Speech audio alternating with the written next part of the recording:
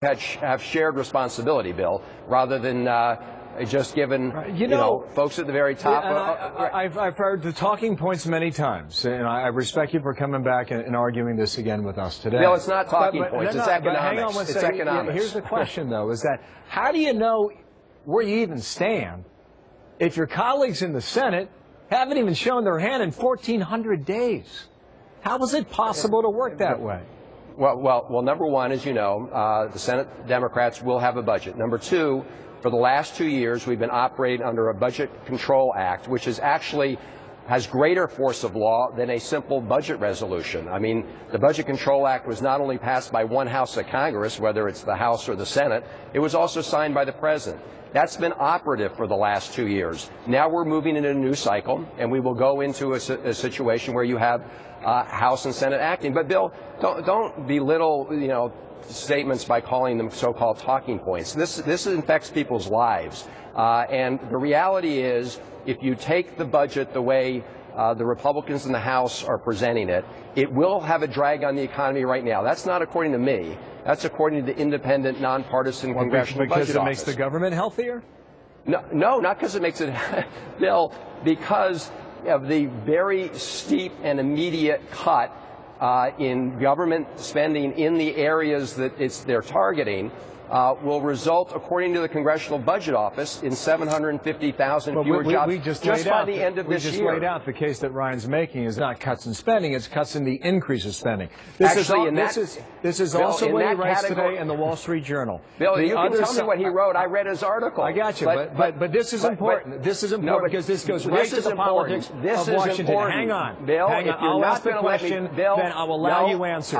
The other side, because this is the point, sir. The other side will demagogue this issue. Yeah. But remember, anyone who attacks our Medicare proposal without offering a credible alternative is complicit in the program's demise. That goes right to the point that we're having right now. It actually does. Can I answer you now, Bill? You may.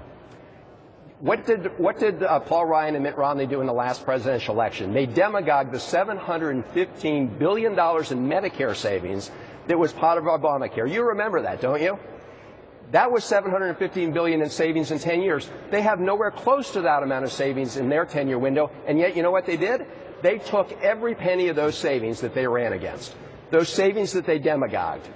So it's really interesting to hear you talk about hard decisions when they campaigned against those savings, and now they're using those savings in their budget to hit balance. Isn't that interesting? Let me get to one more point. You find that interesting? Let me get to one more point. They're also using the tax revenue. They're also using the tax revenue they campaigned against. With all due respect, Congressman, is now the time that Washington can do a grand bargain?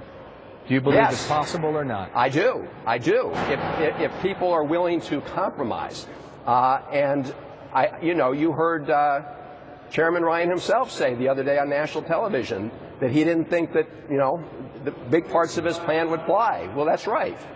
So if they're willing to compromise, if they're willing to take a balanced approach, the same kind of approach that bipartisan fiscal commissions have recommended in terms of the split between revenue and cuts, then there's a path forward. They're going to insist on doing this simply by cutting our investments in education and violating our commitments to seniors. We're not going to get there. You just talked about the lack of Medicare cuts. They whack Medicaid by almost $1 trillion. Well, he's talking right now. We're going to present his ideas, and we'll bring you back on. I really appreciate the back and forth, Chris. Well, reading a Wall Street Journal article by Paul Ryan on the air, I mean, I don't see how that's the fair and balanced approach, but I appreciate being on. All right. Well, we had you on to present the Democratic side, and we're using the Wall Street Journal piece to present the Republican side.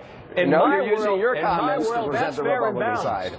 So come on back anytime. Chris Van Hollen, thank you. All right, Bill. Democrat from Maryland. Thank you, sir.